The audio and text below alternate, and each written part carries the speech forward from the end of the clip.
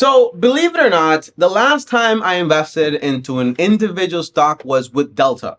And it was about 2-3 years ago. And I made about 128% of my money. And ever since then, I never bought an individual stock again. And you might say, Tommy, usually people stop investing into individual stocks because they have, for example, a bad experience. In my case, I had a great outcome, but I was fully aware that what I was doing was basically guesswork, and I got very lucky. It's very hard to stop something when you have a good results and you don't want to admit you just got lucky.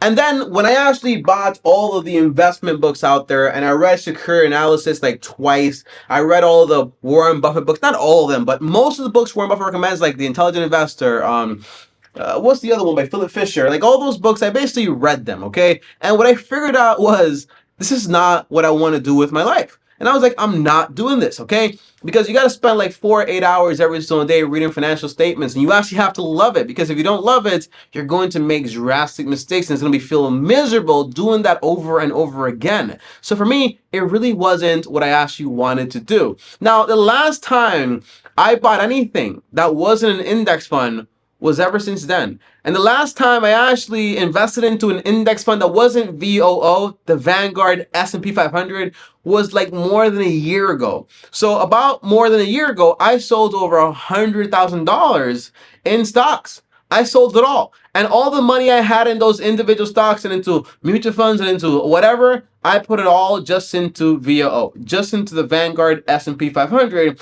And in this video, I'll tell you exactly why. Now, the first thing is, guys, here was my old strategy. And it's kind of like nostalgic to look back at my old strategy, how it used to work, my thinking back then. And I always recommend when you start investing, don't start investing based on somebody else's strategy, but understand what their strategy is. And if you do invest the way they invest, be convicted because you found the facts behind that strategy. And always start off conservative because you always have time to change the strategy in something more aggressive as you start to build more confidence. So my initial strategy was kind of complicated, but kind of very simple, okay? I started investing with the Acorns app, remember that one? And I was invested into 7 different types of mutual funds / ETFs overall, okay? It was into index funds. Okay? I said like 3 things if you don't know about this stuff, but index funds, trying to track something, not trying to beat the market. It's just very basic, okay? So overall, I had in my investment portfolio where I held my investments overall, my investments total, I had, for example, the S&P 500. I had international, like large companies. I had small cap US companies. I had a Reits, that's real estate investment trust here. And on top of that, I had, for example, what's the third one? I also had corporate bonds. I had treasury bonds. There's also a third one. Oh, I also had emerging stocks. That's basically a fund that's invested into emerging countries, into emerging companies within those companies, and they have a large amount of risk, but you also have potential for a lot of gain. That's the whole idea there, okay? And the idea was very simple. I wanted to find a way to kind of stop volatility. If the US is down, internationally, I might be okay. If stocks are down, well, my bonds and my REITs, real estate, is going to keep me just fine. I was trying to find and fiddle with a way to basically make sure I don't have to worry about drastic market downturns. So when the whole pandemic happened and people were down like 30, 40, 50%, I was down like literally like 15, like 20%. Like I really wasn't suffering that much. And I actually liked that portfolio because at the time, that's what I needed as a beginner investor. That's the whole idea. But then, as I got smarter, I realized a few big important factors. I realized, hey, Tommy, you know, you're pretty young. You're still in your 20s at the time, and you have bonds. For what reason? Bonds are outperformed by stocks by 100% over the long term.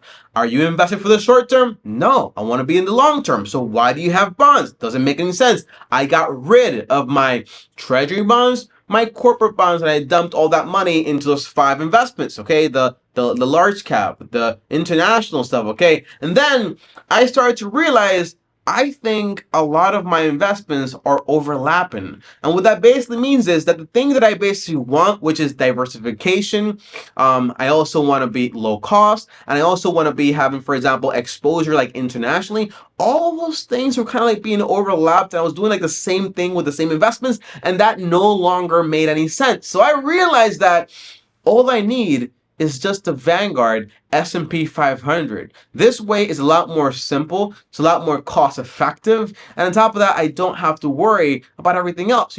Questions came into my brain. Well, tell me, what about diversification? Tommy, you're invested into 500 different companies. Like, how much more diversified do you actually want to be? But then I said, yeah, it's 500, but it's 500 US companies, not international companies. And then I said, well, Tommy, remember, these companies, they're massive. They're large. They have billions of dollars. Like, they have billions of business. Like, they're also doing business outside of the US. So their only market is not just the US, it's also internationally. And I was like, okay, so that makes a lot of sense. And on top of that, I started to ask myself, well, what's the benefit of having all these different funds? The benefit was I was spending more money as far as, for example, in fees. And that doesn't really benefit me. So I said, I'm going to cut this thing out right here. So overall, VOO did exactly what I wanted it to do. It kept me diversified, and it also gave me international exposure. And once I figured that out, I sold well, not really hundreds of thousands of dollars. I sold like a few $100,000 basically in those investments, and I basically converted all of it and I put it just into VOO. My only investment today is just into Vanguard S&P 500. Now, the question arises, Tommy, what about taxes? Because you just did something that cost a lot of money in taxes, right? The answer was no. And that was actually one of the coolest benefits ever. Because guess what? When I was doing this and I made the decision, it was when the stock market was basically down and money was down, right? So I had basically a paper loss in my portfolio, and I said, this is the time to sell these investments at a loss and grab that money, convert it into this 500. This way, I don't have to take any tax loss, like any tax gains per se. And I did that exactly. So I grabbed the money, I sold at a paper loss, put it into this 500, and now I just have all my money just into the S&P 500. When the market recovered, I got my gains back, but I didn't have to worry about taxes. So overall, that's why I sold all that money in taxes. You have to review your investments and think about it from an investment point of view and see exactly, are your investments actually overlapping? Just by holding the S&P 500, I am diversified. I do have international exposure. But then there is two things you have to worry about, right? You have to worry about, for example, well, it's not real estate, so it's not like if the stocks are down, real estate might be up, whatever. The answer is very simple, guys. That's all just all around volatility. In the sense that volatility is when a stock goes up, when a stock goes down, all right? And you're trying to stop these massive different changes in prices, but that doesn't equate risk. When I looked at the statistics, it showed me that, hey, over the past 72 years, the S&P 500 has made about 10.53%. Is that impressive compared to Warren Buffett making 20%? The answer is no. But it's impressive enough for me to double my money every 7 or so years, and I'm not really doing anything, just putting my money to work and putting my capital to work into big companies. Okay, so to me, it makes perfect sense. And I said, well, if I know this is what this investment does long term, then why am I worried about the short term if I don't even plan on taking money out in the short term anyways, okay? So that's what happened. And that's why I don't worry about volatility. Volatility is like being on a roller coaster.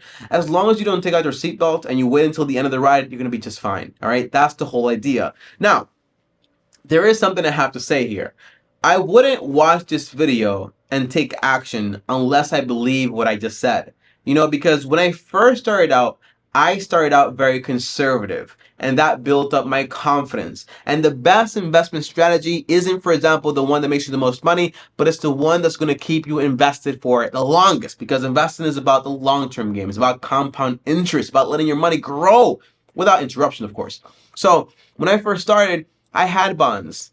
I was very conservative, although I was young. But to me, that made sense because I was still reading and building up my confidence. Then when I had more confidence, I said, I don't need the bonds, got rid of them.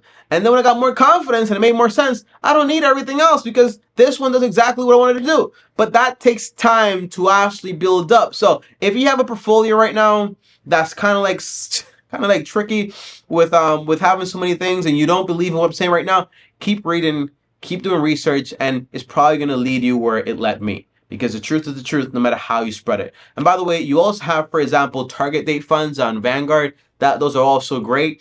And I don't recommend individual stocks unless you're going to be doing, for example, all the research necessary. For example, what free cash flow is. Not free cash flow in the sense of just like how much the company makes, but also owners free cash flow, how much the owner gets to make, and you know how to calculate intrinsic value, and also basically discount it to today's dollars. There's a lot involved when it comes to, like, the math is not the hard part when it comes to investing.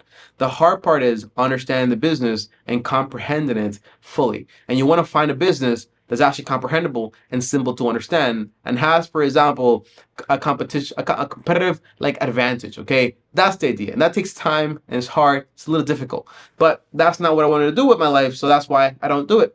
Although I know enough about it to actually do it, I don't do it because it doesn't make sense. Because you have to be involved in it at least 4 to 6 to 8 hours every single day. Although Peter Lynch might say, no, not really. I do think so. If you really want to be great for the long term. But guys, that's it for this video.